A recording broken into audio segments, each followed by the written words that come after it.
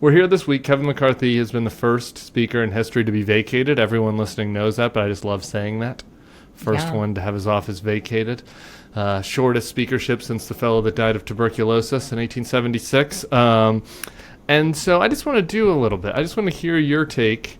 Like, you had to have, saw this coming. Like, what is your take coming from more of a lefty perspective about this whole question of, is the next guy going to be worse? What do you think about all of this? First of all, I have no idea who the next guy or gal or they or whatever is going to be. So I can't tell you that. They could be worse. But, in a certain way, Tim, they could not be worse because he was such a liar and he had no backbone. And so when did I know that he was going to be deposed?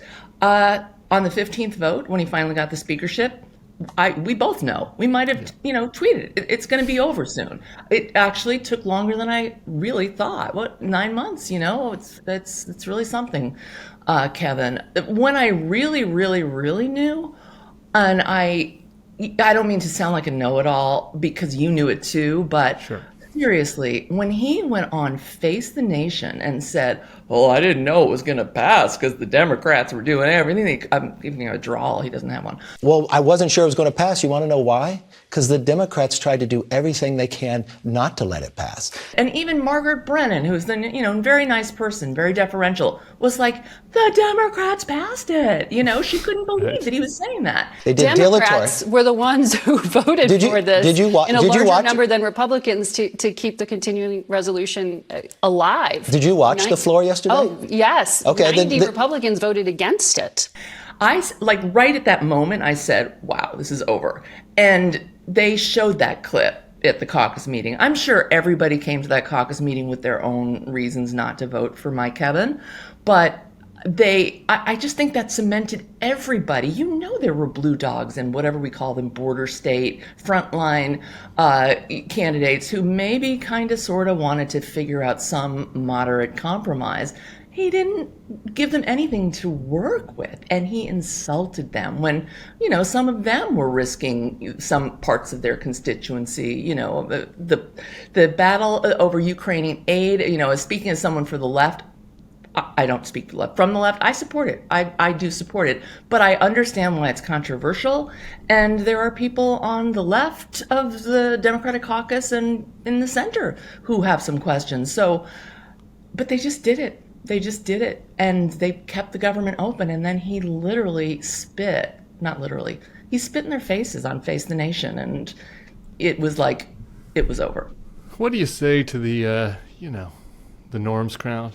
Our friend, Joe Scarborough and these folks that are like, it might not be fair, but the Democrats have to be the adults here. And, I guess the most generous version of this question is, we might now end up in a situation where the government is shut down in 40 days where Ukraine doesn't get funds, right? So maybe Democrats should have just held their nose. No. I mean, I only interviewed Nancy Pelosi a few times, like 2 or 3 times. But it was on the verge of another shutdown. And she said, sometimes I worry that we're enabling Republican bad guys and girls by doing what has to be done, by being the grown-ups. We're the people who care about the people who are going to lose food stamps or, military families who are going to lose whatever. We care. We can't let that happen. So we step in time after time. And, I've had my ups and downs with Joe. I like and respect him. He's just wrong. And I really say to my mainstream media colleagues, I go back to what Nancy Pelosi said to me. Do you ever think that you are enabling this by acting like the Democrats are the only ones with any frickin', I don't know how much we can curse here. We can say on here. Yeah, great. Okay. We like that word on this podcast. The only people who do the right thing, and that's just a way of nature. That's just the natural state, Tim. So they just got to do it again and again. That has enabled the worst actors in the Republican Party, and even a few that used to be a little bit sane, to just do the wrong thing again and again and again. And if I were my friend Joe, I would just be having a little talk with myself in the mirror and being like, why do I keep doing this? And I will say that, I could say that. We could name lots of names of people. Oh, yeah, sure. I was using it as an example. There just were a lot. Yeah. I mean, Matt Lewis. I mean, it's not all even Never Trumpers. Andrew Yang was saying this. Like, this is like a pundit brainworms thing, right? A lot of pundits were saying this. And even people who are sometimes brave and tell the truth just get into this crouch. Like, oh, God, you guys, Joe, even when basically the back of his mind is like, even when I was a Republican and a bomb thrower, even I counted on the Dems to do the right thing because we were freaking crazy. So it's just like, I am so tired of it. I am just What did you think? Did you hear Kevin relay a story about how Nancy said to him in private that the Democrats would? Did you hear this? Like during his press conference, he was like, yes, when I moved the motion to vacate down to 1, I had a private conversation with Pelosi where she said that she'd have my back. Nancy Pelosi came to me. She was Speaker at the time on the way out. I told her I was having issues with getting enough votes. And she said, what's the problem? I said, they want this one person can rule you out. She was the only speaker to have changed that rule. And she said, just give it to him. I'll always back you up. I made the same offer to Boehner and same thing to Paul, because I believe in the institution. I find it hard to believe that conversation happened, but this seems like one of Donald Trump's "sir" conversations. But what's Sir, he approached me in tears. Nancy Pelosi approached me in tears and said, "Sir, I will have your back." Some version of that might have happened, but then she watched him, both sell out his own people and sell out Democrats and break his word time and time and time again, and then call, obviously he wasn't in control of what Matt Gaetz did. No one is, including Matt Gaetz. But, he does this while she is grieving for Dianne Feinstein. Be cynical if you want. She was my congresswoman for 25, 30 years. Like it or not, they are friends. I'm sure she's very sad that Dianne passed, especially in the way that she did. So she's away at a funeral, and you guys are making this move. If she ever said any, encouraging words to Mike Kevin, she had the right to take her word back time and time after things he did. And then this week, I'm sorry, she should have left. I believe Dianne is lying in state at City Hall. Oh, I knew that was going to happen to us. We're having a test of the National Wireless Emergency System right now. Are you also having that? I am. We're having it nationwide. There goes my phone. That's fascinating. Hi, everyone. Okay, well maybe we'll keep that. We'll keep that in here. I don't know. For a second there, I was worried. You can't. Oh, I'm sorry.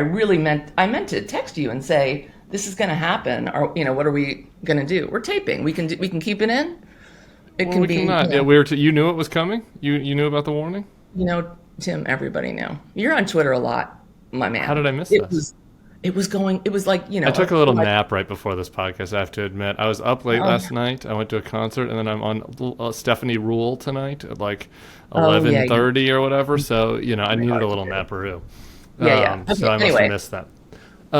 So here we are. The final thing on this, the Nancy thing, just while we're on it, because we didn't talk about it much on the Wednesday show, is that little dwarf Patrick McHenry, who jams the gavel down. He's like, I'm mad at you Democrats. I'm mad, and then I'm going to take away Nancy Pelosi's office. It's just like, this is the guy. Whenever somebody says, whenever I ask any of my Republican friends in D.C., I'm like, okay, are there really any normal people left in Congress? Like I keep hearing there are, but who are they? Like, his name is always one of the ones that comes up, and like he's this little angry leprechaun, like taking away Nancy's toys because he lost to Matt Gaetz. I mean, the whole thing is pathetic. Steny Hoyers. He took away Steny Hoyers today. Yeah. You kicked Steny out of whatever little lair Steny has. I mean, I don't care, but right. But it's still pathetic. It's so pathetic. She gave more space to Denny Hastert, and we don't have to go there. Denny Hastert, his poor victims. It's just. I mean, again, not to pick on my friend Joe. There are so many people doing this today, but like this is what we collectively have enabled to some extent, each of us in our different ways. Let's just say that. And now you see, what are they doing today? It's so urgent. There's so much happening. And they're taking away Nancy and Steny's little hideaways.